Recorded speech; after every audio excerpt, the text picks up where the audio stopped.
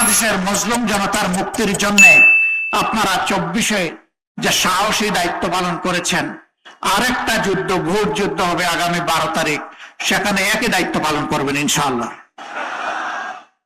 তাহলে মায়েদেরকে এই দায়িত্ব দিয়ে আপনারা কি অবসরে চলে যাবেন? আপনারা তার চাইতে বেশি জ্বলে উঠবেন ইনশাআল্লাহ। আপনার ভোট আপনি দিবেন, যাকে পছন্দ তাকেই দেবেন। ওই আগের স্লোগান বাতিল। একদল দুষ্ট বলতো আমার ভোট আমি দিব, তোমারটাও আমি দিব, ওইটা শেষ। তোরটা তুই দে, আমারটা আমি দেব। আমারটা দিতে আসলে কাউকে ছেড়ে দেব না। পারবেন? আলহামদুলিল্লাহ। এমন বাংলাদেশ আমরা করতে চাই যেখানে শিশুটি জন্ম নেওয়ার পরে সে তার 3টি অধিকার সাথে সাথে পেয়ে যাবে। একটা হচ্ছে তার বাঁচার অধিকার, অর্থাৎ তার পুষ্টির অধিকার। দ্বিতীয়টা তার সুস্বাস্থ্য রক্ষার অধিকার, অর্থাৎ স্বাস্থ্য সেবা। তৃতীয়টা তার শিক্ষার অধিকার।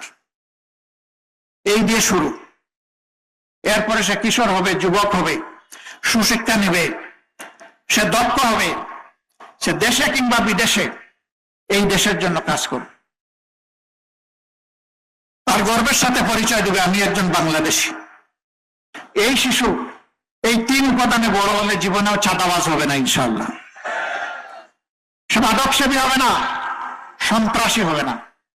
তার কারণে তার পরিবার, তার মা বাবা এবং সমাজ সম্মানিত হবে ইনশাআল্লাহ।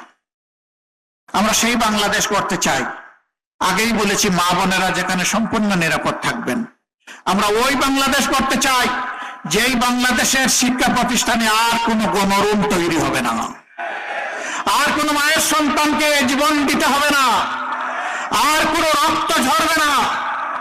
সেখানে চলবে জ্ঞান এবং প্রজ্ঞার প্রতিযোগিতা, গবেষণার প্রতিযোগিতা। অস্ত্রের ঝনঝনানি আর ওই সমস্ত শিক্ষা প্রতিষ্ঠানে হবে না। আমাদেরকে মানুষ জিজ্ঞেস করে, আপনারা যদি একটা বাংলাদেশ সরকার গঠন করার সুযোগ পান, দেশটি কেমন হবে? আমি বলি, আজকের ঢাকা বিশ্ববিদ্যালয় যেমন হয়েছে তার চেয়ে ভালো হবে ইনশাআল্লাহ। ঢাকা বিশ্ববিদ্যালয়ে কাজ শুরু করেছে 6 মাস হয়নি।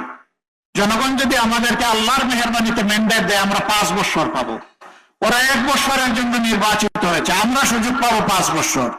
সেই 5 বছর আমরা এদেশের জনগণকে সাথে নিয়ে জনগণের জন্য জনবান্ধব বাংলাদেশ গড়ে তুলবো ইনশাআল্লাহ। আজ ঢাকা বিশ্ববিদ্যালয়ে মাদকসেবী নাই, বখাটে নাই, গুন্ডা পান্ডা নাই, বাইরের সন্ত্রাসীদের প্রবেশ নাই। আজকে সেখানে আছে সুস্থ পরিবেশ আর শিক্ষার প্রতিযোগিতা। সেই বাংলাদেশই আমরা স্বপ্নে দেখি, ওই বাংলাদেশই আমাদের ভিশন, ওই বাংলাদেশই ইনশাআল্লাহ আমরা গড়ব।